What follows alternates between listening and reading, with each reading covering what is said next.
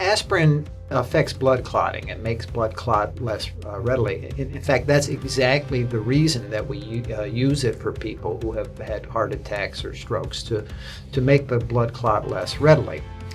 And anytime you use a medicine that affects blood clotting, you get some benefits or some things that you want, but you also get things that you may not want, such as bleeding.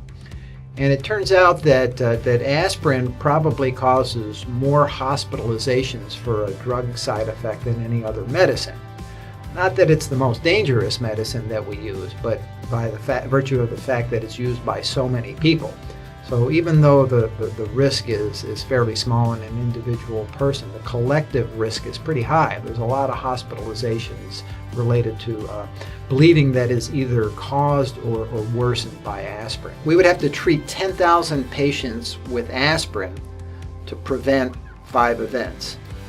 That's an awful lot of patients to treat, and the benefit is pretty small. At the same time, if we treated those 10,000 patients with aspirin, we would cause about 6 or 7 extra bleeding events. And so those 6 or 7 extra bleeding events would kind of balance out any benefit that we got. The guidelines that were recently released by the American College of Cardiology and American Heart Association weren't just aspirin guidelines. They were guidelines about the prevention of heart and vascular disease.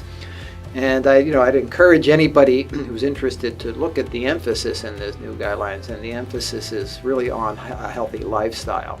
So on getting enough exercise and at least 150 minutes a week of exercise, maintaining your body weight, paying attention to the types of foods that you eat. So there's a thing called the DASH, D-A-S-H diet, and it has to do with using more fruits, vegetables, fish, and lean meats, and less sugar, saturated fat, and fried foods. What I would say to somebody is, if your doctor advised you to take aspirin, I think you should talk to your doctor about whether you should continue in light of the new guidelines.